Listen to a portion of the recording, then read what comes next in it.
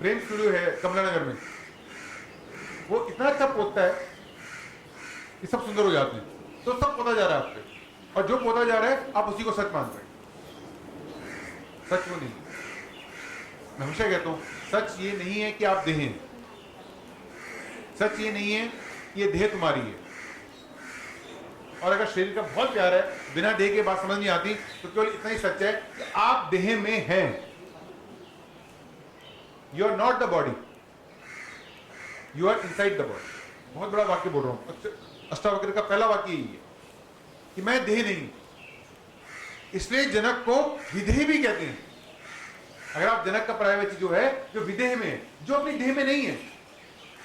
विदेह आपने सुना होगा, रामायण में बोलते हैं विदेह, महाराज विदेह। विदेह मतलब जो अपनी देह के भीतर नहीं है, या जिसका एकीकरण देह के साथ नहीं है। ये बहुत छोटी सी बात है, हिला भी देगी, क्योंकि मानने को तैयार नहीं है। सबसे मुश्किल काम है मानना।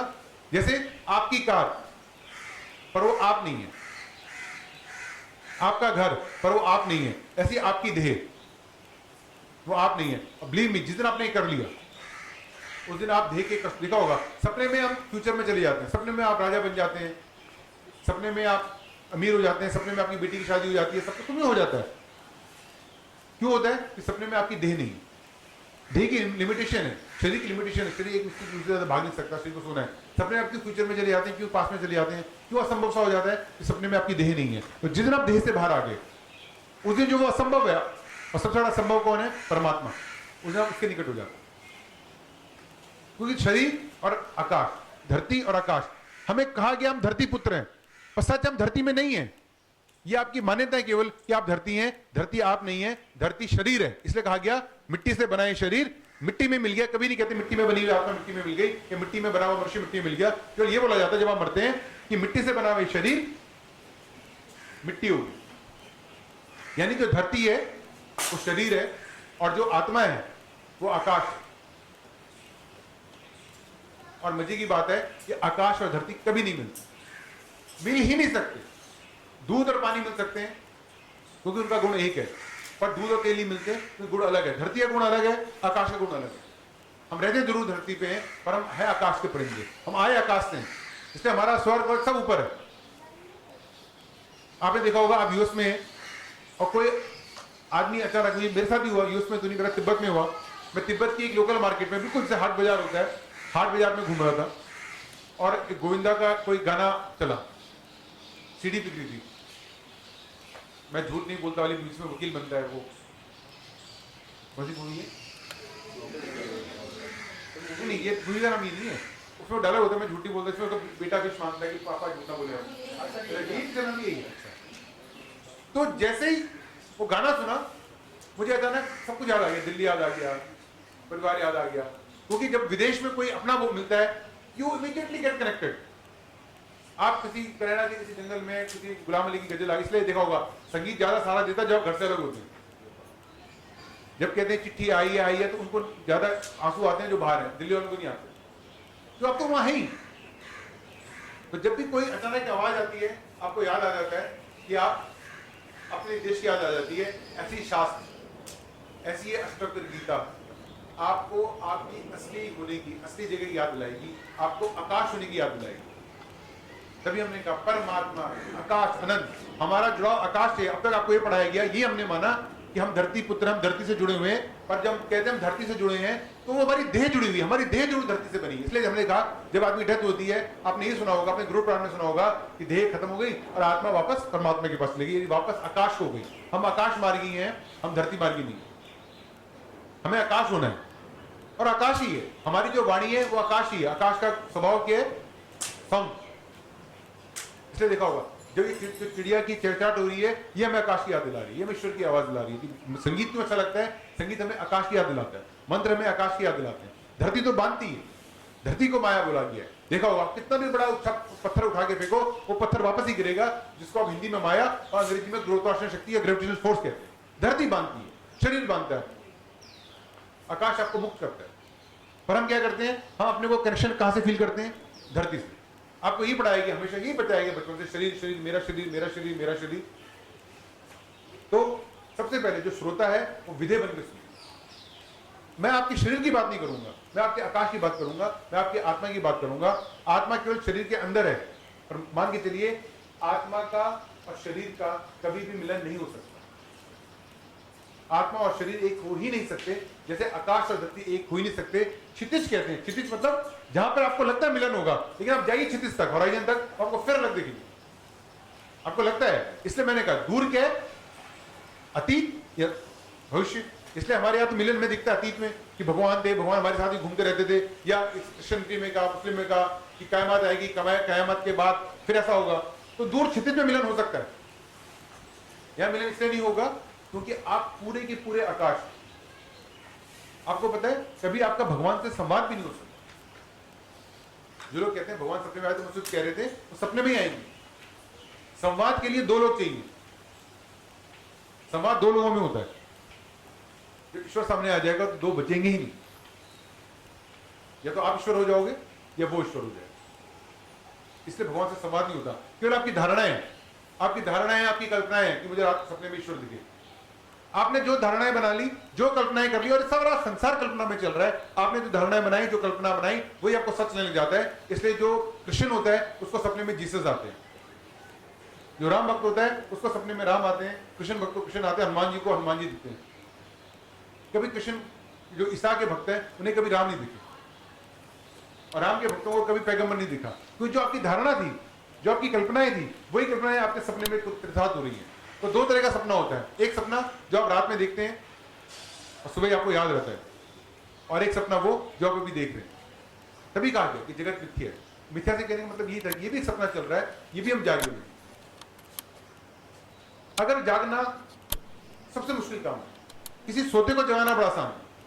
देखा होगा कोई बच्चा सोया है, आप हिलाओ जग जाएगा। अगर केवल जगाने की बात होती तो एक कृष्ण बहुत थे जगाने के लिए, एक बुद्ध बहुत थे जगाने के लिए, एक महावीर बहुत थे जगाने के लिए, और उनकी जरूरत भी नहीं थी। किसी को जगाना, ढोल पीट दो, सब जाग जाएंगे।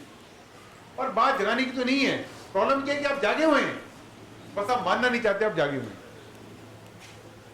देखा होगा आप स्कूल जाना है, आप जागे हुए, मम्मी उठाने की आप आंखें बंद करी हुई हैं, अब आंखें एक्टिंग कर रहे हो, तब जगाना बड़ा मुश्किल है। अगर आप सोए हुए थे तो मैं आपको 2 मिनट में जगाया, मैं मेरी यहां तक जरूरत ही नहीं आती, यहां तक आने नहीं पड़ता, सतयुग में ही जाग चुके होते। कृष्ण भगवान जी एक धनुष, एक शंख बजाते जागते हुए। बुद्ध के इतने अच्छे प्रवचन है, जगाने के लिए बहुत थे, पर हम जागने के लिए नहीं, हम जागी नहीं, हम सोए हुए नहीं है, हम एक्टिंग कर रहे हैं। हम इस देखो ना, जब बच्चा एक्टिंग करके बैठा हुआ है, अब जगाओ, अब अच्छा सा जागा हुआ है। तो सोए हुए को जगाना बड़ा आसान है, मुश्किल क्यों है? क्योंकि हम सब जागे हैं। और जब आपने मान, इसलिए शिष्य को कहते हैं शिष्य सहयोग करता है, वो बोलता है कि हाँ गुरु ठीक है, जागे तो हम हैं, लेकिन बिस्तर नहीं छोड़ा जाता, सुबह सुबह इच्छा नहीं होती उठने की, तो यहाँ पर आपका सहयोग जरूरी है। तो जगाना तो बड़ा आसान काम है, जगाना सबसे आसान काम है, लेकिन जो जागा हुआ है उसे उठा लेना। जो जिद करके बैठा हुआ है कि मुझे जागना ही नहीं है, उसे पता है जागेंगे तो बड़ी, अब देखिए ना सुबह 5 बजे जागना है बड़ी मुश्किल है, दौड़ो, जूते पहनो, नहाओ, फिर जॉगिंग करो, तो क्या बोलो, नहीं मुझे नींद आ रही है, मुझे नींद आ रही है। उसे पता है ठीक है तुम चलो हम आते हैं। देखा होगा ना जो हस्बैंड वाइफ वॉक करते हैं, जो पसंद चलती होगा, हाँ तुम चप्पल पहन में आ रहा हूँ, 100% ऐसा कहा बिल्कुल नहीं आए, साथ चल पड़ेगा। इसलिए मैं आपको साथ चलाने आया, मैं राह नहीं दिखाऊंगा, राह तो कोई नहीं दिखा देता, राह तो जगह जगह लगे हुए स्टोन, ऐसे मुड़ो दाएं मुड़ो, राह दिखाना नहीं है, राह पे साथ चलना।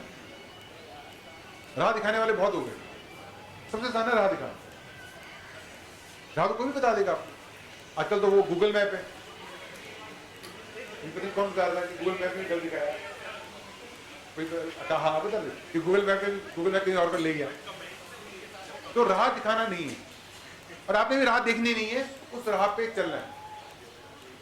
तो इतना मैं मान के चलाऊं, जितने लोग मेरे सामने बैठे हैं, कि हम नाव में सवार हो चुके हैं, मैं नाव में बैठाने की कोशिश में, हम कृष्ण के और अर्जुन से एक कदम आगे चल चुके हैं। मैंने क्या कहा, भगवत गीता में क्या है कि कृष्ण अर्जुन को बैठा रहे हैं, सारे चल, मैं देखूं चल, बच्चों के चल चल,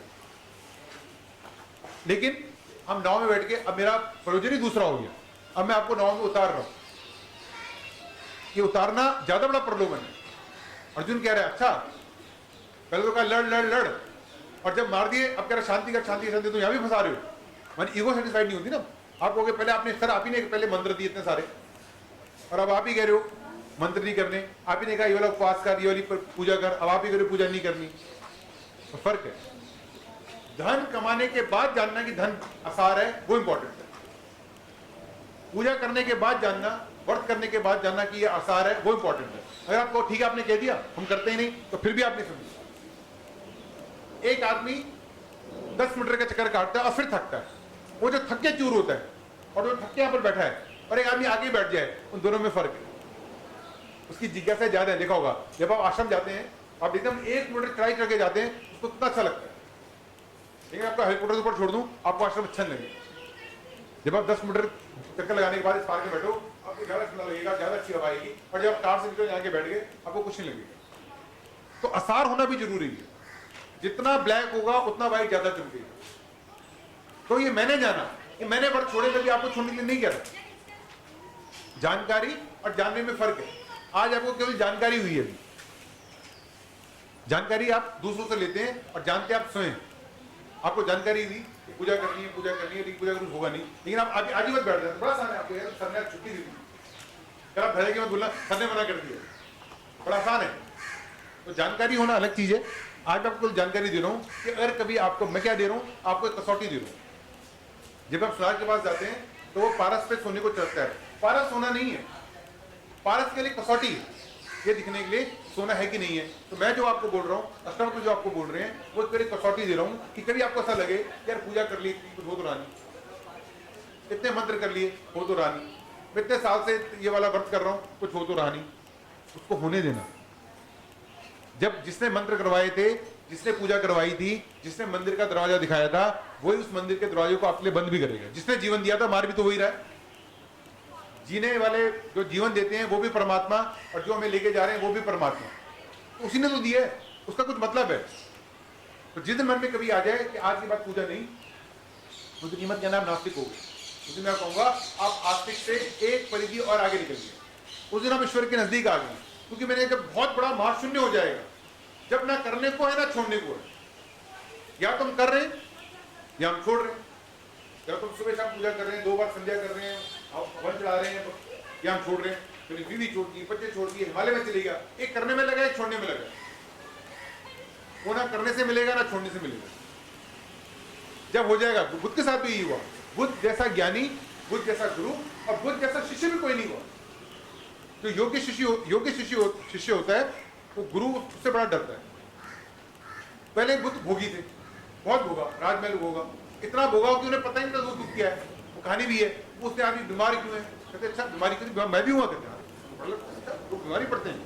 फिर एक आदमी कहते क्यों, कहते मर गया, कहते मर गया, लोग मरते भी हैं। यानी वो इतने भोगी थे, इतना जीवन में भोग था, उन बेचारों को पता ही नहीं था कि रोग क्या होता है और मृत्यु क्या होती है। हमें तो फिर भी पता है। तो उन जैसा भोगी कोई नहीं हुआ। सोचिए ना, 20-25 साल के आदमी को पता ही नहीं, आपने से कोई है जिसको नहीं पता डेथ क्या होती है, बीमारी क्या होती है, आप सबको पता है। तो उनसे बड़ा भोगी आप नहीं बन सकते। और फिर उनसे बड़ा त्यागी, सब त्यागी, राज शासन त्याग किया, पिता पुत्र त्यागा, पिता त्यागा, बीवी त्यागी, उनसे बड़ा त्यागी भी कोई नहीं है। वस्त्र त्यागे, सब त्याग किया। और जिस गुरु ने जो बताया, वो अनेक गुरु के पास, गुरु ने कहा ये अनुष्ठान कर किया, ये पूजा कर किया, ये मंत्र कर किया, और उन्हें बोला। फिर जब आप गुरु जी की सारी बातें कर लेते हैं तो गुरु जी पे बड़ी कठिनाई आ जाती है। गुरु को वो शिष्य पसंद है जो कुछ करते थे, तो मैंने कहा बेटा कर लेंगे, क्या नहीं, तो बड़ी सुविधा है गुरु को। गुरु बड़ा कंफर्टेबल होता है जब शिष्य के हाँ सर मंत्र ना हो नहीं पाता, भूल गया था, अब मेरी जान छूट गई, अब तूने छोड़ा। नहीं कोई कहे सर जो आपने जो मंत्र कहा मैंने कर लिया, जो मोटी पहनाई मैंने पहन ली, जो आपने मुझे कहा संकल्प मैंने किया, अब भी कुछ नहीं हो रहा। अब गुरु कहता अच्छा अभी नहीं हुआ, वहां गुरु अटका। नहीं जब आपने कहते सब मुठी पहनी थी ना, लेकिन वो सूझ गई, मैंने उतारी थी, वो खो गई थी, फिर मैंने पहनी, मतलब एकदम कहूँ हाँ मैंने कहा था दोबारा में। तो गुरु को बड़ी सुविधा है, गुरु को वो बड़े पसंद है जो छोड़ दे। पर महात्मा जैसा शिष्य किसी गुरु को मिल जाए बड़ी मुश्किल हो जाती है। गुरु बाद में के लिए कहते बेटा ऐसा कर, मैं भी ढूंढ रहा हूँ, तू भी ढूंढ। जब सब कुछ हो जाता है गुरु से, जब शिष्य गुरु के बराबर आ गया, जब गुरु जी मैंने कर लिया, आपने कहा था 1 लाख, मैं 1.25 लाख करके आया हूँ। आपने कहा आप 2 बजे उठते हो, मैं 1 बजे उठता हूँ, मुझे 1 बजे उठ के भी नहीं मिला कुछ। तो एक दिन गुरु शिष्य को अपने साथ बिठाया, तो बेटा साथ दोनों बैठ। तो बुद्ध ने सब किया, किसी गुरु को नहीं छोड़ा। और जब थक हार के बैठ गए, कर करके बैठ गए, मैंने वही कहा 10 मीटर चक्कर लगाने के बाद जो आप बैठोगे, सब कुछ करने के बाद जब आप बैठोगे, आज मैं आपको प्रकृति बताता हूँ। मैं किसी एक ऐसी महिला को जानता हूँ उनके बच्चे नहीं हुए, 10 साल तक कुछ नहीं छोड़ा। IVF, ये भी अब जो भी ट्रीटमेंट, जो भी दरगाह, किसी ने कहा धागा पहनो, किसी ने कहा ये पानी करो, ये करो, वो करो, सब करके देख लिया, होता ही है। ऐसी एक बिटिया मेरे पास आई 42 साल की उम्र में, कहती सर कोई उपाय बता दो शादी का। मैंने कहा मुझे लगता है तूने कोई उपाय छोड़ा होगा, तुम मुझसे तू जानती होगी, जिसकी 42 साल की उम्र तक शादी नहीं हुई, उपाय वो चलता फिरता इंसोलेपिडिया है, शादी के लिए उपाय क्या क्या है? हाँ सर वैसे मैंने गाय को खिला दिया, पीला भोजन कर लिया, गुरु के व्रत कर लिए, वो गौरी शंकर रुद्राक्ष पहन लिया, कुछ ऐसे ऐसे उपाय जो मुझे भी नहीं पता थे। किसने कहा वृंदावन में कोई मंदिर है, वहां जाके शादी हो जाती है, मुझे नहीं पता था, चल मैंने नोट कर लिया। जो 15 साल से जैसे आपने देखा होगा, कभी आप जाइए मेडिकल में, सफदरजंग में, आपको यहाँ देहाती आदमी मिलेगा, उसकी बीवी है, उसका पिता 6 महीने से ICU में है, तो ऐसी ऐसी बीमारी का नाम लेगा और ऐसी दवाइयां बताएंगे, आप नहीं बता सकते। कोल्ड्रोफिन 500 दे दो, टेक्सास का दे दो, आपको देगा, तो आता कहां से? वो जो 1 साल से बीमार के साथ है, वो अच्छा सा डॉक्टर बन गया। वो कहता है डॉक्टर साहब, अच्छा कुछ लोगों को ऐसे ही हुआ, एक बार एक डॉक्टर के पास कोई मरीज गया। अब मरीज होना लोगों को पसंद है, क्योंकि हम किसी को देखते तब है जब वो मरीज होता है। उस टाइम भी उल्टा है, जानवर जब मरीज बनता है तो जानवर 2 काम करता है। अगर आप इतनी बात सीखे तो आज अष्टावक्र गीता की प्रवचन वाला की मैं एक बात सीख के जाऊं, आप सोचूगा हमने कुछ किया, जब भी आप बीमार पड़े कुछ ना करें, मतलब क्या करें, सोए और खाना ना खाएं। जानवर जब भी बीमार, किसी भी जानवर को देख लेना, जब भी कोई जानवर बीमार पड़ता है तो एक वो खाना छोड़ दे। देखो अपने घर में डॉगी को देखना, अगर आपका डॉगी बीमार है वो खाना छोड़ दे और सोया रहेगा। हमारा उल्टा है, जब भी आप बीमार हैं तो जो पूछता नहीं है, बीवी दलिया खाओगे, सिमे बना दूं, ब्रेड खाओगे, अच्छा जूस ले लो, वो भी कहता है क्या हो गया, कौन है, मतलब हर आधे घंटे में दोस्त भी आएंगे फल लेके, कोई दलिया लेके आ रहा है, अरे थोड़ा अच्छा, अब आपका दोस्त खिचड़ी लाया और आपने नहीं खाई तो उसे गुस्सा आ गया, अरे मैं लाया हूं तो उसको खुश करने के लिए खाओ। तो बेचारा जितना वो वैसे नहीं खाता था, वो बीमारी में खा रहा है। हर आदमी दोस्त जो फल लाया अपने सामने कटवाएगा, उसकी वो होनी चाहिए ना, वो आगे 200 रुपये का फल लाया आपके लिए, तो कोई पे होगा। मैं मोटा हुआ इसलिए मोटा हुआ, जो मिठाई लाया सर मिठाई आप जरूर खाओ, अब मिठाई लाया अब सर ना खाए, बड़ी मुश्किल से मैंने प्रवचन ने बोला कि मुझे मत दो, आप भगवान की फोटो वहां लगाओ। आप मिठाई लाए हो तो प्यार है, पर ये उम्मीद करना है उसी टाइम खाओ। अब आप तो एक हो, लेकिन शाम तक मेरे पास 10 लोग आ रहे हैं, 10 मिठाई रोटी खाना चाहिए। किसी ने अभी किसी ने कहा सर आप बहुत पतले हो गए, 9 साल बाद देख रही है। मैंने बेटा मैंने क्या उत्तर दिया, मैंने कहा मेरे हाथ में नहीं रहा, क्यों, मैंने मिठाई खानी छोड़ दी। मैं पतला नहीं हो रहा, मैं मोटा नहीं हो रहा, मैं और कुछ करता ही नहीं। पहले भी प्रवचन देता था, अब भी देता हूँ, पहले बैठ रहा था तब भी बैठा, बस अब मैंने मिठाई खानी छोड़ दी। अब मैंने इको खत्म करनी कर दी कि नहीं आप लाए बहुत बढ़िया, मैं कहता बाहर भगवान जी पे चढ़ा। तो ऐसे जब आप मरीज के पास जाते हैं तो आप कहते मैं काटती हूँ, थोड़ा आराम दो, नहीं खाएगा आदमी 64 दिन तक बिना खाए रह सकता है। और दूसरा उसको सोने दो, बेचारा सोया, कोई आ गया भाई वो आए देखिए शर्मा जी, अब शर्मा जी को अगर कौन नहीं सोए हुए तो बड़ा बुरा लग जाएगा यार कि दूर से आया हूँ, तो सुनो उठ जाओ शर्मा जी आए देखिए, अब नींद आ रही है, कैसे हो, ठीक हूँ, क्या हुआ, कहानी सुनाओ, फिर नींद लगी, वर्मा जी आ गए, क्या हुआ सर ऐसा हुआ था, फिर सोए तो तिवारी जी आ गए। तो इसने हॉस्पिटल बड़ा अच्छा काम कर दिया कि टाइम फिक्स कर दिया, सरकार उसमें कोई कभी भी आ जाए तो आप 2 घंटे किसी तरह से उठ जाऊंगा।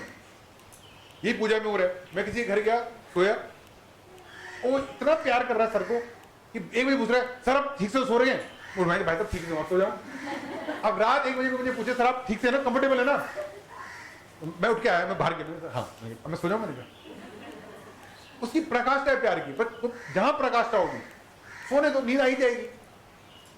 17 घंटे काम किया तो मुझे बाहर ड्राइंग में सुलाते समय तब भी सो जाता, उसमें भी रात को भी पूछ रहे भाई साहब ठीक से है ना, खाना वाना खा लिया, जब कोई खाना वाना खा के बाहर निकलते हो ना इस शादी में, बड़ा खाना वाना ठीक से खाया, ठीक से आया, तो अपने कैसे नहीं होगा तो छोड़ दीजिए। तो जब भी बीमार पड़ता है बच्चा, जब भी बीमार पड़ता है आपके हस्बैंड, आप पड़ते हैं, मैं कह रहा हूँ 2 मंत्र करके देखिए। पेट एक मशीन है बेचारी, उस मशीन को थोड़ा सा बंद कर दो, देखा होगा जब जूसर रात को जूस वाला जूस साफ मशीन साफ करता है, जूस बंद करता है मशीन साफ करता है, मेट्रो सारी साफ होती है, उस पेट को करना तो ठीक ठाक, उस पर भरोसा करो अपने पेट पे, वो सारी एसिड बना देगा। लेकिन पहले वो काम तो एक काम तो निपटे, वाइफ कहती है ना पहले नाश्ता निपटे तो मैं सफाई करूँ, तो पेट भी कहता है पहले तो तुम खाते जा रहे हो, इसको निपटाओ तो कुछ और करूँगा। तो सबसे पहले अपने पेट को विश्राम दो। इसलिए हमारे उपवास से कहा गया कि हफ्ते में 1 दिन क्लीनिंग होनी चाहिए ना, हफ्ते में 1 दिन मशीनें बंद रखते हैं, उस दिन क्या होता है मशीनें साफ होती है। तो उपवास के लिए मतलब, उपवास से कोई मतलब नहीं है भगवान का, उपवास के लिए मतलब है जो मशीन चालू है उस मशीन को 1 दिन रेस्ट दे दो, ताकि पेट अपने बाकी काम कर ले, बाकी टॉक्सिन्स बना ले, बाकी ऑक्सीडेंट्स बना ले, इतना ही काम हो पास। और नींद, छोटा बच्चा देखा आपने, जब माँ के घर में बच्चा होता है तो 24 घंटे सोता है। घर में बच्चा एक शीत निद्रा में होता है। जब बच्चा पैदा होता है आपने देखा होगा 22 घंटे सोता है, उसका तो 20 घंटे सोता है, फिर 18 घंटे सोता है, और जैसे जैसे बुजुर्ग होते हैं हम 5 घंटे सोते हैं। जैसे बच्चा क्या करता है, खाता है, सोता है और पॉटी जाता है। ईश्वर ने ये काम दिया। किसी भी जानवर को देख लो, कोई भी जानवर, इंसान को अलावा कोई भी जानवर देख लो, वो दो ही काम कर रहा है, खा रहा है, सो रहा है, पहुंच जा रहा है। जब आप पैदा हुए थे, दो चीज आपको गिफ्ट में दी थी भगवान ने, एक खाना खाना और एक सोना। और अगर आप कोई मुझसे, जो आदमी मुझसे कहता है सर खा नहीं पाता, पछता नहीं, डायबिटीज हो गई है, पेट नहीं चलता, भूख नहीं लगती, ये जो कहता रात को नींद नहीं आती, तो जो ईश्वर ने फ्री में वो नहीं संभाल पाया तो और क्या संभाले। आपका स्वस्थ होने का लक्षण क्या है? अगर आपको रात को नींद नहीं आती और आप खा नहीं सकते तो आपसे बड़ा अस्वस्थ कोई नहीं। और अगर आप स्वस्थ क्या है, भाई किसी ने पूछा था सवाल कि सर जीवन में खुशी क्या है, तो मैंने पूछा गुरु की तरह बताओ या दोस्त की तरह? गुरु में गुरु की तरह बड़ी बात करूंगा, माता पिता है, ये है, प्रैक्टिकली बताओ। मैं रात को नींद आ जाए और सुबह पेट साफ हो जाए, इससे अच्छी कोई बात नहीं आपके साथ। तो मैं मान के चल रहा हूं कि हम नाव में बैठे हैं और आप बैठे भी हैं। अब हम आपको उतारने की तैयारी कर रहे हैं। अगली प्रवचन में मैं आपको उतारूंगा, इसलिए अगली बार अनुष्ठान छोड़ के आऊंगा, पर छोड़ना करके छोड़ना। जिसने भी किया नहीं वो मत छोड़ना, जिसके भी व्रत पूरे नहीं हुए वो नहीं। आप पहले आसार जान लो। जैसे मैंने कहा ना, धन पाने के बाद धनी आदमी बोले ना कुछ नहीं लगा धन में, तो समझ आती है बात। देखा होगा जो बड़े बड़े सेलिब्रिटी हैं वो कहते हैं यार कोई अकेला मिल जाए जहाँ मुझे कोई ना पहचाने, और जिनमें हमें कोई पहचान दे कोई हमें पहचान ले। हमारी ये अखबार फोटो आ जाए, टीवी में आ जाए, बड़े बड़े हीरो हीरोइन से पूछो वो भगरे होते हैं। वो ऐसे आइलैंड में जाते हैं जहाँ आदमी नहीं होता, वो थोड़ा सा मैं आम आदमी बन के देखूँ, और जो आम आदमी है हम थोड़ा सा प्रसिद्ध होने बनने की कोशिश कर रहे हैं। तो अनुष्ठान का अहंकार हम खत्म करेंगे, और जिस दिन अनुष्ठान का अहंकार खत्म हो जाएगा, जिस दिन आसार लगने लग जाएगा, उस दिन हम अष्टावक्र की किताब को ले जाएंगे। तब हम समझ जाएंगे कि जो कुछ हो रहा है वो अपने से हो रहा है, हमारे होने से या ना होने से, हमारे करने या ना करने से कोई फर्क नहीं पड़ा। जैसे मैंने कहा बेटा, जब आपके जन्म में मेरी मैं नहीं, मैंने एक लाइन लिखी थी, मैं पूछे बिन जन्मा, मैं पूछे बिन अफसान हुआ। कि जब मैं जन्मा तो मुझसे नहीं पूछा, और जब मेरी डेथ हुई तो मुझे नहीं पूछा। कि मैं पूछे बिन जन्मा, मैं पूछे बिन अफसान हुआ, नहीं ऐसा अपमान हुआ। और मेरा जो मैं का अपमान है, मेरा हर जगह तो मैं से बोलूंगा, मैं से करूंगा। और मेरी सबसे जीवन के सबसे दो, मेरे आरंभ में और मेरे अंत में, फिर शुरुआत में जहां से शुरू हुआ था और अंत में जहां तक मुझे जाना है, दोनों जगह मेरी मैं नहीं। तो मैं पूछे बिन जन्मा, मैं पूछे बिन अफसान हुआ, नहीं ऐसा अपमान हुआ। कोरे में छिपा जीवन है, नहीं जानता कौन है, नहीं जानता कौन है। धन्यवाद।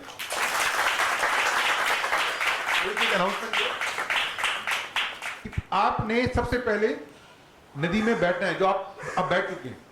आपको मैं ये नहीं मान रहा कि अभी आप उस किनारे खड़े हैं, अभी आप अपनी बोट की प्रतीक्षा कर रहे हैं, या अभी आप अर्जुन हैं कि आप कह रहे हैं नहीं। अगर आप अर्जुन होते तो यहां नहीं होते। अर्जुन क्या ठिठक रहा है, छोटा बच्चा होता है ना, डरता है, नहीं मैं नहीं जा रहा, डरता घोड़े में जा, नहीं मैं नहीं जा रहा, मैं नहीं जा रहा। तो अभी हम अर्जुन की गीता से आगे निकल गए। अर्जुन की गीता में क्या है कि कृष्ण भगवान जी पटा रहे हैं उसको, वो भाग रहा है, नहीं, कभी कुछ उदाहरण दे रहा है, कभी कुछ कह रहा है, कभी कह रहा है तो मेरे परम पिता मैं किसको मारा, वो कह रहे नहीं, हर बार समझा रहे हैं, कह रहे पाप भी मेरे ऊपर लगेगा, मैं करवा रहा हूं। अब आप उस बोट में बैठ चुके हैं, लेकिन प्रॉब्लम क्या हो गई, अब आप बोट से उतरना नहीं चाहते। नाव किसकी है? आपके अनुष्ठान की नाव। नाव किसकी है? आपके मंत्रों की नाव। नाव किसकी है? आपके जो रोज आप पूजा जाते हैं, जो चलिया करते हैं, उसकी नाव। नाव क्यों पकड़ी थी आपने? नाव क्यों पकड़ते हैं? पार होने के लिए। पर हमारा आकर्षण नाव से हो गया। तो जो अष्टजनक है, जनक से बड़ा ज्ञानी कोई नहीं है, लेकिन वो ज्ञान नहीं बंध गया अपनी। ज्ञान कभी बंधता नहीं है, ज्ञान तो मुक्त करने के लिए, लेकिन ज्ञान बांध देता है। जनक को मुझे इतना वेद आते हैं, इतने प्रश्न आते हैं, उनके वहां शास्त्रार्थ होते थे। अब वो नाव में, उनको नाव को मैंने कहा कि आपने कहा मैंने 108 व्रत किए, आपने कहा मैंने हनुमान चालीसा की, अब आप हनुमान चालीसा से पकड़ के लिए छोड़ी उस हनुमान चालीसा को। जैसे छोटा बच्चा है, इसलिए अगर हम किताबें लेंगे तो आपकी इसकी किताब देखना कैसी होगी, लिखा होगा ए फॉर एप्पल, इतना बड़ा ए होगा और उससे बड़ा एप्पल होगा। फिर लिखा होगा बी फॉर बॉल, इतना बी होगा उससे बड़ी बॉल होगी। जब ये बच्चा दूसरी तीसरी चौथी में आएगा तो आप देखेंगे फोटोएं छोटी हो जाएंगी, उसमें कहानी होगी, राजा था, शिकार करने जा रहा था, कोने में राजा शिकार कर रहा होगा, जंगल में उसको शेर मिला, एक छोटा सा शेर दिखा देंगे। अब क्या है, धीरे धीरे धीरे अक्षर बड़े होते गए, और चित्र छोटे होते गए, और 10वीं में आते आते 11वीं में आते आते जब आप नावल पढ़ते हैं उसमें आपके नावल में एक भी फोटो नहीं है।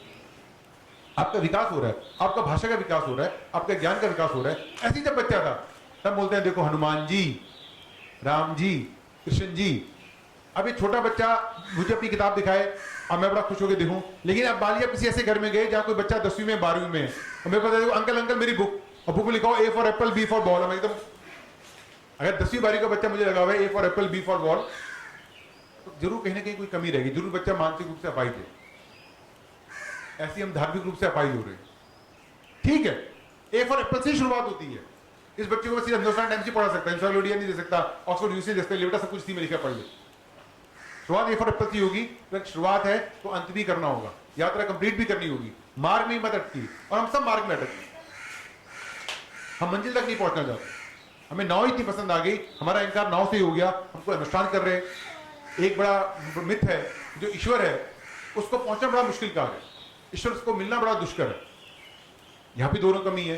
पहले तो मिलेगा ही नहीं, मिलेगा क्यों नहीं, क्योंकि खोया ही नहीं था। अब आप पूछो मुझसे आज सर नहीं आए, अब मेरे को सर नहीं आए, आप मुझसे जब शो करते ईश्वर मुझे बचाओ, ईश्वर आओ, कहता आओ, था कौन तेरे साथ दिन तक? जो रात को तुझे बताता है रात को सपना आया, वो कौन बताता है तुम्हें कि रात को सपना आया था? तुम तो सोए थे और सपना भी आया था। शरीर तो सो जाता है, कोई होता है बताने वाला, कोई बताता है आपको कि बचपन था जवानियां थी। आप तो बचपन नहीं हो, आप तो जवान हो गए, आप तो जवानी नहीं है, आप तो बुजुर्ग हो गए, तो कौन बताता है? कोई और भी है। वो जो कौन है, हमें जो पढ़ा दिया गया, हमें जो सुना दिया गया, तो इतने टाइम से पोता गया, हम पे पोता गया, आगे पोता ही जाता है। एक यहाँ पर प्रेम स्टूडियो है, वो इतना अच्छा पोतता है कि सब आदमी सुंदर लगते हैं।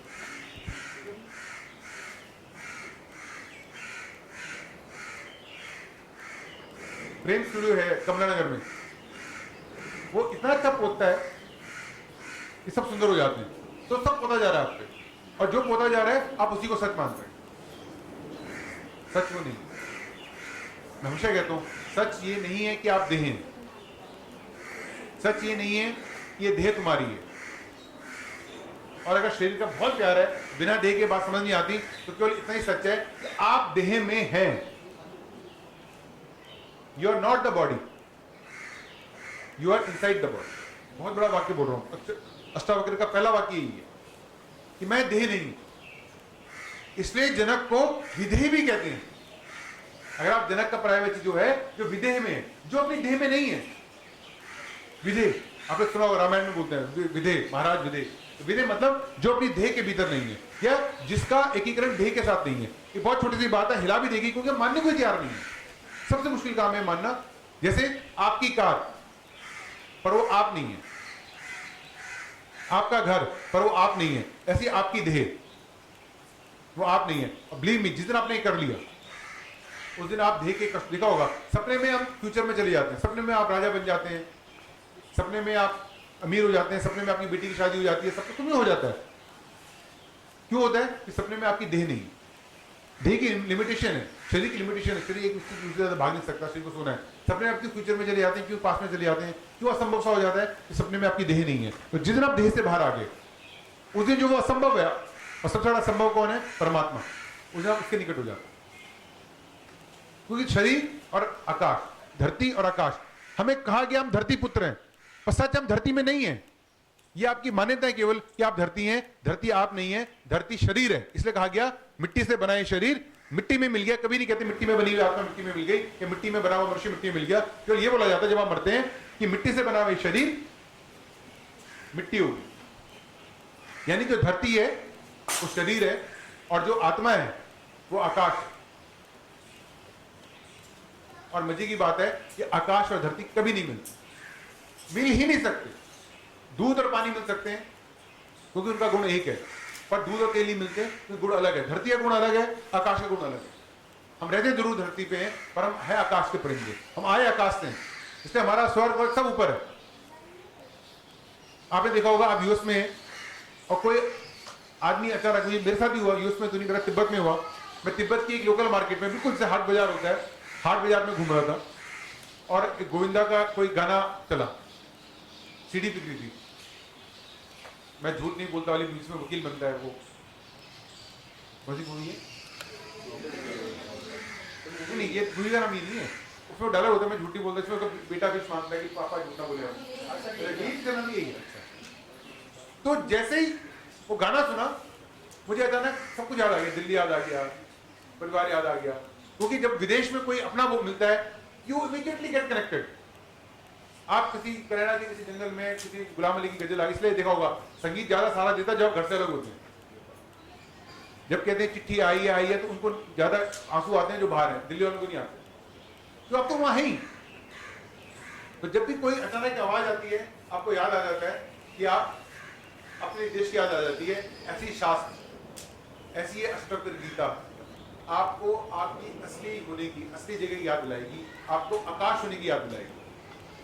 तभी हमने कहा परमात्मा आकाश अनंत, हमारा जुड़ाव आकाश से। अब तक आपको ये पढ़ाया गया, ये हमने माना कि हम धरती पुत्र, हम धरती से जुड़े हुए हैं। पर जब कहते हैं हम धरती से जुड़े हैं, तो वो हमारी देह जुड़ी हुई है, हमारी देह जुड़ी धरती से बनी। इसलिए हमने कहा जब आदमी डेथ होती है, आपने ये सुना होगा, अपने गुरु पुराण में सुना होगा कि देह खत्म हो गई और आत्मा वापस परमात्मा के पास चली गई, वापस आकाश हो गई। हम आकाश मार्गी हैं, हम धरती मार्गी नहीं।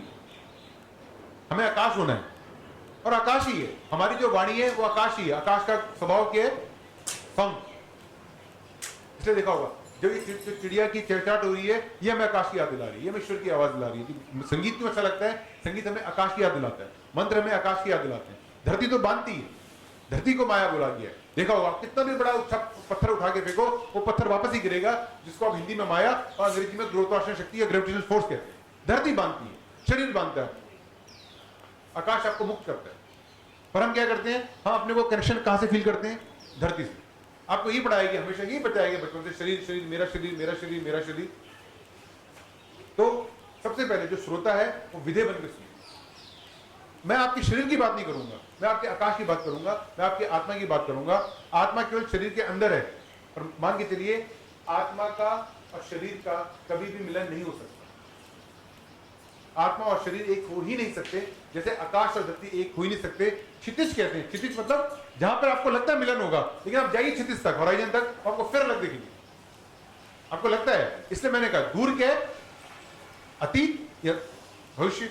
इसलिए हमारे यहाँ तो मिलन में दिखता है अतीत में कि भगवान थे, भगवान हमारे साथ ही घूमते रहते थे, या क्रिश्चियनिटी में कहा, मुस्लिम में कहा कि कयामत आएगी, कयामत के बाद फिर ऐसा होगा। तो दूर क्षितिज में मिलन हो सकता है, यहां मिलन इसलिए नहीं होगा क्योंकि आप पूरे के पूरे आकाश। आपको पता है कभी आपका भगवान से संवाद भी नहीं हो सकता। जो लोग कहते हैं भगवान सपने में आए, तो मुझसे कह रहे थे वो सपने में ही आएंगे। संवाद के लिए दो लोग चाहिए। संवाद दो लोगों में होता है। जब ईश्वर सामने आ जाएगा तो दो बचेंगे ही नहीं, या तो आप ईश्वर हो जाओगे या वो ईश्वर हो जाएगा। इसलिए भगवान से संवाद नहीं होता, केवल आपकी धारणाएं, आपकी धारणाएं, आपकी कल्पनाएं हैं कि मुझे रात सपने में ईश्वर दिखे। आपने जो धारणाएं बना ली, जो कल्पनाएं कर ली, और सारा संसार कल्पना में चल रहा है। आपने जो धारणाएं बनाई, जो कल्पना बनाई, वही आपको सच लगने लग जाता है। इसलिए जो क्रिश्चियन होता है उसको सपने में जीसस आते हैं, जो राम भक्त होता है उसको सपने में राम आते हैं, कृष्ण भक्त को कृष्ण आते हैं, हनुमान जी को हनुमान जी दिखते हैं। कभी कृष्ण जो ईसा के भक्त हैं उन्हें कभी राम नहीं दिखे, और राम के भक्तों को कभी पैगंबर नहीं दिखा, क्योंकि जो आपकी धारणा थी, जो आपकी कल्पनाएं थी, वही कल्पनाएं आपके सपने में प्रसाद हो रही है। तो दो तरह का सपना होता है, एक सपना जो आप रात में देखते हैं और सुबह आपको याद रहता है, और एक सपना वो जो आप अभी देख रहे हैं। तभी कहा गया कि जगत मिथ्या है। मिथ्या से कहने का मतलब ये था कि ये भी एक सपना चल रहा है, ये भी हम जागे हुए हैं।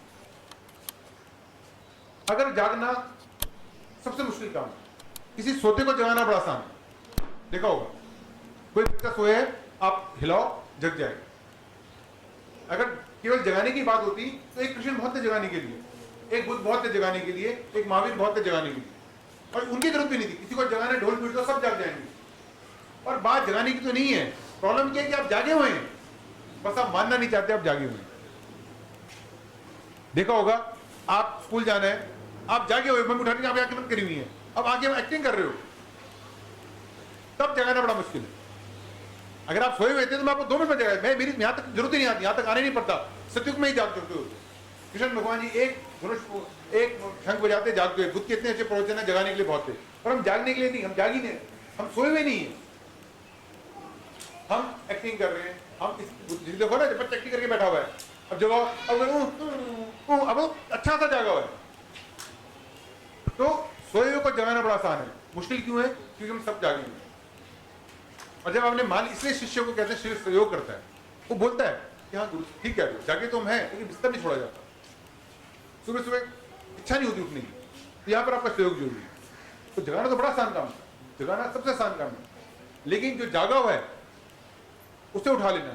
जो जिद करके बैठा हुआ है कि मुझे जागना ही नहीं है, उसे पता है जागेंगे तो बड़ी, अब देखिए ना सुबह 5 बजे जागना है बड़ी मुश्किल है, दौड़ो, जूते पहनो, नहाओ, फिर जॉगिंग करो, तो क्या बोलो नहीं मुझे नींद आ रही है, मुझे नींद आ रही है। उसे पता है ठीक है तुम चलो हम आते हैं। देखा होगा ना जो हस्बैंड वाइफ वॉक करते हैं, जो पसंद चलते हो हाँ तुम चलो चप्पल पहन में आ रहा हूँ, 100% ऐसा कहा बिल्कुल नहीं आए, साथ चल पड़ेगा। इसलिए मैं आपको साथ चलाने आया, मैं राह नहीं दिखाऊंगा, राह तो कोई नहीं दिखा देता, राह तो जगह जगह लगे हुए स्टोन, ऐसे मुड़ो दाएं मुड़ो, राह दिखाना नहीं है, राह पे साथ चलना। राह दिखाने वाले बहुत हो गए, सबसे आसान है राह दिखाना, राह तो कोई भी बता देगा आपको। आजकल तो वो गूगल मैप है, कौन बता रहा है कि गूगल मैप में गलत दिखाया, हाँ बता दे कि गूगल मैप कहीं और पर ले गया। तो राह दिखाना नहीं है, और आपने भी राह देखनी नहीं है, उस राह पे चलना है। तो इतना मैं मान के चलाऊं, जितने लोग मेरे सामने बैठे हैं कि हम नाव में सवार हो चुके हैं, मैं नाव में बैठाने की, हम कृष्ण के और अर्जुन से एक कदम आगे चल चुके हैं। मैंने क्या कहा, भगवत गीता में क्या है कि कृष्ण अर्जुन को बैठा रहे हैं, सारे चल, मैं देखूं चल, बच्चों के साथ चल, लेकिन हम नाव में बैठ के, अब मेरा प्रयोजन ही दूसरा हो गया, अब मैं आपको नाव में उतार रहा हूं। ये उतारना ज्यादा बड़ा प्रलोभन है। अर्जुन कह रहा है अच्छा, पहले तो कहा लड़ लड़ लड़, और जब मार दिए अब कह रहा शांति कर शांति शांति, तो यहां भी फंसा रहे हो, मानी ईगो सेटिस्फाइड नहीं होती ना। आप कहोगे पहले आपने सर आप ही ने पहले मंत्र दिए इतने सारे, और अब आप ही कह रहे हो मंत्र नहीं करने, आप ही ने कहा ये वाला उपवास कर, ये वाली पूजा कर, अब आप ही कह रहे हो पूजा नहीं करनी। तो फर्क है, धन कमाने के बाद जानना कि धन आसार है, वो इंपॉर्टेंट है। पूजा करने के बाद जानना, व्रत करने के बाद जानना कि ये आसार है, वो इंपॉर्टेंट है। अगर आपको ठीक है आपने कह दिया हम करते ही नहीं, तो फिर भी आप नहीं समझे। एक आदमी 10 मीटर का चक्कर काटता है और फिर थकता है, वो जो थक के चूर होता है और जो थक के यहाँ पर बैठा है, और एक आदमी आगे बैठ जाए, उन दोनों में फर्क है, उसकी जिज्ञासा ज्यादा है। देखा होगा जब आप आश्रम जाते हैं, आप एकदम 1 मीटर चढ़ाई करके जाते हैं, उसको कितना अच्छा लगता है। लेकिन आपका हेलीकॉप्टर ऊपर छोड़ दूं, आपको आश्रम अच्छा नहीं लगेगा। जब आप 10 मीटर चक्कर लगाने के बाद इस पार्क में बैठो, आपको ज्यादा ठंडा लगेगा, ज्यादा अच्छी हवा आएगी, और जब आप कार से निकल आगे बैठ गए आपको कुछ नहीं लगेगा। तो आसार होना भी जरूरी है, जितना ब्लैक होगा उतना व्हाइट ज्यादा चमकेगा। तो ये मैंने जाना, ये मैंने व्रत छोड़े में भी आपको छोड़ने के लिए नहीं कह रहा। जानकारी और जानने में फर्क है। आज आपको केवल जानकारी हुई है, जानकारी आप दूसरों से लेते हैं और जानते आप स्वयं। आपको जानकारी दी पूजा करनी है, पूजा करनी है, लेकिन पूजा कुछ होगा नहीं, लेकिन आप आज ही मत बैठ जाते, बड़ा आसान है। आपको यार सर ने छुट्टी दी थी, अगर आप धैर्य की मत बोलना, सर ने मना कर दिया, बड़ा आसान है। तो जानकारी होना अलग चीज है। आज मैं आपको जानकारी दे रहा हूं कि अगर कभी आपको, मैं क्या दे रहा हूं आपको, एक कसौटी दे रहा हूं। जब आप सुनार के पास जाते हैं तो वो पारस पे सोने को चढ़ता है, पारस सोना नहीं है, पारस के लिए कसौटी है, ये दिखने के लिए सोना है कि नहीं है। तो मैं जो आपको बोल रहा हूँ, कस्टमर को जो आपको बोल रहे हैं, वो एक कसौटी दे रहा हूँ कि कभी आपको ऐसा लगे यार पूजा कर ली कुछ हो तो रानी, इतने मंत्र कर लिए हो तो रानी, मैं इतने साल से ये वाला व्रत कर रहा हूँ कुछ हो तो रानी, उसको होने देना। जब जिसने मंत्र करवाए थे, जिसने पूजा करवाई थी, जिसने मंदिर का दरवाजा दिखाया था, वही उस मंदिर के दरवाजे को आपके लिए बंद भी करेगा। जिसने जीवन दिया था, मार भी तो वही रहा है। जीने वाले जो जीवन देते हैं वो भी परमात्मा, और जो हमें लेके जा रहे हैं वो भी परमात्मा, तो उसी ने तो दिया है, उसका कुछ मतलब है। तो जिस दिन मन में कभी आ जाए कि आज के बाद पूजा नहीं, मुझे कीमत क्या नाम नास्तिक हो गए, उस दिन मैं कहूंगा आप आस्तिक से एक परिधि और आगे निकल गए, उस दिन आप ईश्वर के नजदीक आ गए। क्योंकि मैंने जब बहुत बड़ा महाशून्य हो जाएगा, जब ना करने को है ना छोड़ने को है, या तुम कर रहे हैं या हम छोड़ रहे हैं। जब तुम सुबह शाम पूजा कर रहे हैं, 2 बार संध्या कर रहे हैं, वन चढ़ा रहे हैं, या हम छोड़ रहे हैं। मैंने बीवी छोड़ दी, बच्चे छोड़ दिए, हिमालय में चले गया, एक करने में लगा एक छोड़ने में लगा। वो ना करने से मिलेगा ना छोड़ने से मिलेगा। जब हो जाएगा, बुद्ध के साथ भी यही हुआ। बुद्ध जैसा ज्ञानी, बुद्ध जैसा गुरु और बुद्ध जैसा शिष्य भी कोई नहीं हुआ। जो योग्य शिष्य होता है वो गुरु उससे बड़ा डरता है। पहले बुद्ध भोगी थे, बहुत भोगा, राजमहल भोगा, इतना भोगा कि उन्हें पता ही नहीं था दुख क्या है। वो कहानी भी है, उसने आदमी बीमार क्यों है, कहते अच्छा बीमारी क्यों, मैं भी हुआ कहते हैं। लोग बीमारी पड़ते हैं। फिर एक आदमी कहते कि वो कहते मर गया, कहते मर गया, लोग मरते भी हैं। यानी वो इतने भोगी थे, उनका इतना जीवन में भोग था, उन बेचारों को पता ही नहीं था कि रोग क्या होता है और मृत्यु क्या होती है। हमें तो फिर भी पता है। तो उन जैसा भोगी कोई नहीं हुआ। सोचिए ना, 20-25 साल के आदमी को पता ही नहीं। आप में से तो कोई है जिसको नहीं पता डेथ क्या होती है, बीमारी क्या होती है, आप सबको पता है। तो उनसे बड़ा भोगी आप नहीं बन सकते। और फिर उनसे बड़ा त्यागी, सब त्याग किया, राज शासन त्याग किया, पिता पुत्र त्यागा, पिता त्यागा, बीवी त्यागी, उनसे बड़ा त्यागी भी कोई नहीं है। वस्त्र त्यागे, सब त्याग किया। और जिस गुरु ने जो बताया, वो अनेक गुरु के पास, गुरु ने कहा ये अनुष्ठान कर किया, ये पूजा कर किया, ये मंत्र कर किया, और उन्होंने बोला। फिर जब आप गुरु जी की सारी बातें कर लेते हैं तो गुरु जी पे बड़ी मुश्किल कठिनाई आ जाती है। गुरु को वो शिष्य पसंद है जो कुछ कर देंगे। तो मैंने कहा था बेटा कर देंगे, तो क्या है, तो बड़ी सुविधा है गुरु को। गुरु बड़ा कंफर्टेबल होता है जब शिष्य के हाँ सर मंत्र ना हो नहीं पाता, भूल गया था, अब मेरी जान छूट गई, अब तूने छोड़ा। नहीं, कोई कहे सर जो आपने जो मंत्र कहा मैंने कर लिया, जो मोटी पहनाई मैंने पहन ली, जो आपने मुझे कहा संकल्प मैंने किया, अब भी कुछ नहीं हो रहा। अब गुरु कहता अच्छा अभी नहीं हो रहा, वहां गुरु अटका। जब आपने कहती सब मुठी पहनी थी ना, लेकिन वो सूझ गई, मैंने उतारी थी, वो खो गई थी, फिर मैंने पहनी, मतलब तुम कहूँ हाँ मैंने कहा था दोबारा पे। तो गुरु को बड़ी सुविधा है, गुरु को वो बड़े पसंद है तो छोड़ दो। पर महात्मा बुद्ध जैसा शिष्य किसी गुरु को मिल जाए बड़ी मुश्किल जाती है। गुरु बाद में अकेले कहते बेटा ऐसा कर, मैं भी ढूंढ रहा हूँ, तू भी ढूंढ। जब सब कुछ हो जाता है गुरु से, जब शिष्य गुरु के बराबर आ गया, जब गुरु जी मैंने कर लिया, आपने कहा था 1 लाख, मैं 100 लाख करके आया हूँ। आपने कहा आप 2 बजे उठते हो, मैं 1 बजे उठता हूँ, मुझे 1 बजे उठ के भी नहीं मिला कुछ। तो एक दिन गुरु शिष्य को अपने साथ बिठाया, तो बेटा साथ दोनों बैठ। तो बुद्ध ने सब किया, किसी गुरु को नहीं छोड़ा। और जब थक हार के बैठ गए, कर करके बैठ गए, मैंने वही कहा 10 मीटर चक्कर लगाने के बाद जो आप बैठोगे, सब कुछ करने के बाद जब आप बैठोगे, आज तक मैं आपको प्रकृति बताता हूँ। मैं किसी एक ऐसी महिला को जानता हूँ, उनके बच्चे नहीं हुए, 10 साल तक कुछ नहीं छोड़ा। IVF, ये भी, जो भी ट्रीटमेंट, जो भी दरगाह, किसी ने कहा धागा पहनो, किसी ने कहा ये पानी करो, ये करो, वो करो, सब करके देख लिया, होता ही है। ऐसी बिटिया मेरे पास आई 42 साल की उम्र में, कहती सर कोई उपाय बता दो शादी का। मैंने कहा मुझे लगता है तुमने कोई उपाय छोड़ा होगा, तो मुझसे तू जानती होगी, जिसकी 42 साल की उम्र तक शादी नहीं हुई, उपाय वो चलता फिरता इंसोम्निया है, शादी के लिए उपाय क्या क्या है। हाँ सर वैसे मैंने गाय को खिला दिया, पीला भोजन कर लिया, गुरु के व्रत कर लिए, वो गौरी शंकर रुद्राक्ष पहन लिया, कुछ ऐसे ऐसे उपाय जो मुझे भी नहीं पता थे। किसने कहा वृंदावन में कोई मंदिर है, वहां जाके शादी हो जाती है, मुझे नहीं पता था, मैंने नोट कर लिया। जो 15 साल से जैसे आपने देखा होगा, कभी आप जाइए मेडिकल में, सफदरजंग में, आपको यहाँ देहाती आदमी मिलेगा, उसकी बीवी है, उसका पिता 6 महीने से आईसीयू में है, वो ऐसी ऐसी बीमारी का नाम लेगा और ऐसी दवाइयां बताएंगे जो आप नहीं बता सकते। कोल्ड्रोफिन 500 दे दो, टेक्सासिकल दे दो, आपको दे उसको आता कहाँ से? वो जो 1 साल से बीमार के साथ है, वो अच्छा सा डॉक्टर बन गया। वो कहता है डॉक्टर साहब, अच्छा कुछ लोगों को ऐसी हुआ, एक बार एक डॉक्टर के पास मरीज गया। अब मरीज होना लोगों को पसंद है, क्योंकि हम किसी को देखते तब है जब वो मरीज होता है। उस टाइम पे उल्टा है, जानवर जब मरीज बनता है तो जानवर 2 काम करता है। अगर आप इतनी बात सीखे तो आज अष्टावक्र गीता की प्रवचन वाला की मैं एक बात सीख के जाऊँ, आप सोचूगा हमने कुछ किया, जब भी आप बीमार पड़े कुछ ना करें, कुछ ना करें मतलब क्या करें, सोए और खाना ना खाएं। जानवर जब भी बीमार, किसी भी जानवर को देख लेना, जब भी कोई जानवर बीमार पड़ता है तो एक वो खाना छोड़ दे। देखो अपने घर में डॉगी को देखना, अगर आपका डॉगी बीमार है वो खाना छोड़ दे और सोया रहेगा। हमारा उल्टा है, जब भी आप बीमार हैं तो जो पूछता नहीं है बीवी, दलिया खाओगे, सीमे बना दूं, ब्रेड खाओगे, अच्छा जूस ले लो, वो भी कहता है क्या हो गया, कौन है, मतलब हर आधे घंटे में दोस्त भी आएंगे फल लेके, कोई दलिया लेके आ रहा है, अरे थोड़ा अच्छा, अब आपका दोस्त खिचड़ी लाया और आपने नहीं खाई तो उसे गुस्सा आ गया, अरे मैं लाया हूं तो उसको खुश करने के लिए खाओ। तो बेचारा जितना वो वैसे नहीं खाता था, वो बीमारी में खा रहा है। हर आदमी दोस्त जो फल लाया अपने सामने कटवाएगा, उसकी वो होनी चाहिए ना, वो आगे 200 रुपये का फल लाया आपके लिए, तो कोई पे होगा। मैं मोटा हुआ इसलिए मोटा हुआ, जो मिठाई लाया सर मिठाई आप जरूर खाओ, अब मिठाई लाया आप सर ना खाए। बड़ी मुझसे मैंने प्रवचन में बोला कि मुझे मत दो, आप भगवान की फोटो माला लगाओ, आप मिठाई लाए हो तो प्यार है, पर ये उम्मीद करना है उसी टाइम खाओ। अब आप तो एक हो, लेकिन शाम तक मेरे पास 10 लोग आ रहे हैं, 10 मिठाई रोटी खाना, किसी ने अभी किसी ने कहा सर आप बहुत पतले हो गए, 9 साल बाद देख रही है। मैंने बेटा मैंने क्या कर दिया, मैंने कहा मेरे हाथ में नहीं रहा, क्यों, मैंने मिठाई खानी छोड़ दी।